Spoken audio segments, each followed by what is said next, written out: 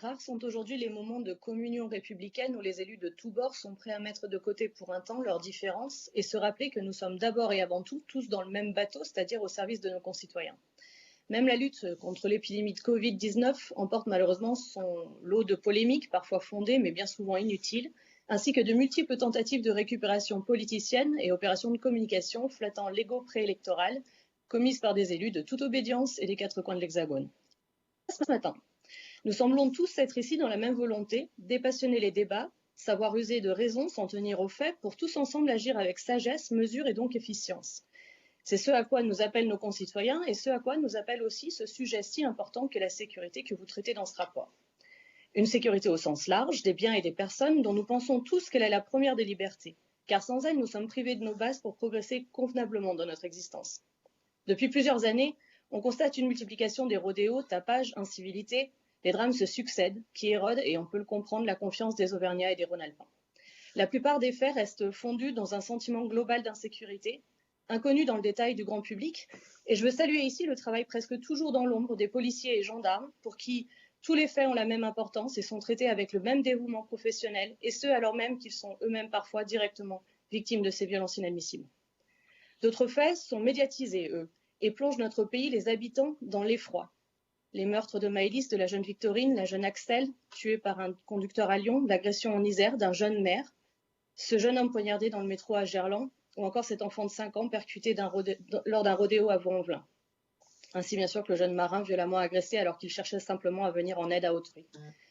Mais si nous ne voulons pas que la médiatisation de ces tragédies ne soit qu'un voyeurisme, qu'un phénomène politique nourri par une instrumentalisation honteuse, nous devons croire qu'il nous appelle à l'action. Et en ce sens, nous soutenons votre rapport. Car il y a consensus sur la nécessité d'agir. Même si vous caricaturez régulièrement, et là encore, temporalité électorale oblige, les postures politiques d'autres familles politiques en matière de sécurité, je voudrais rappeler que le président EELV de la métropole de Lyon qualifiait il y a peu d'indiscutable le fait qu'il y ait réellement des soucis de sécurité dans la métropole de Lyon. Je crois que les problèmes sécuritaires dans notre pays et dans notre région ne sont niés par personne. Aussi, Monsieur le Président, lorsque vous souhaitez aujourd'hui renforcer l'accompagnement de la région au profit des collectivités de notre territoire, nous ne pouvons que souscrire à votre démarche et vous féliciter de soutenir par là l'État et le gouvernement.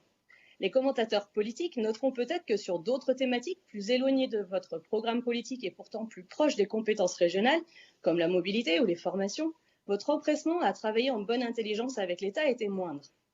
Mais nous qui souhaitons aujourd'hui rester loin des polémiques, nous nous sommes satisfaits de vous voir rallier la dynamique du gouvernement et le plan historique annoncé le 14 octobre par le ministère de l'Intérieur, Gérald Darmanin. Le gouvernement Castex compte en effet augmenter de 325 millions d'euros supplémentaires en 2021 le budget du ministère de l'Intérieur, permettant dès lors d'augmenter les moyens en matériel, immobilier, actions sociales et équipements numériques comme automobiles des forces de l'ordre. Ce plan vient s'ajouter aux hausses de budget constantes depuis 2017 pour le ministère de l'Intérieur, au total plus 10% sur la période 2017-2020.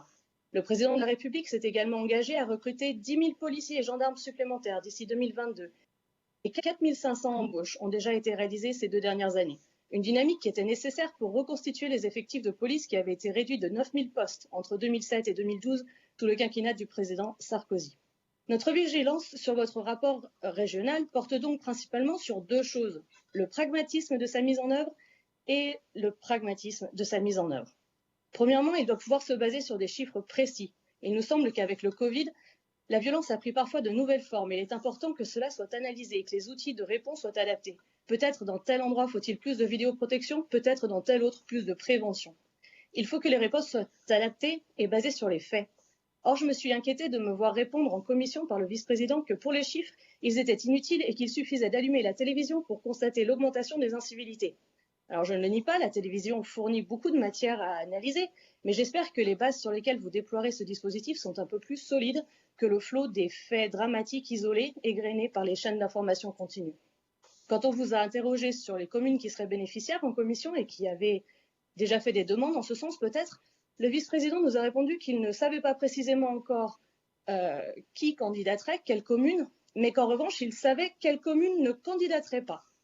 Alors c'est étrange comme réponse, vous en conviendrez, et nous serons donc vigilants à ce que les budgets prévus puissent être effectivement consommés et que cela ne soit pas qu'une annonce, comme c'est parfois le cas de vos dispositifs, et que ces budgets trouvent effectivement les communes qui en ont le plus besoin. Ce sera le sens de notre amendement visant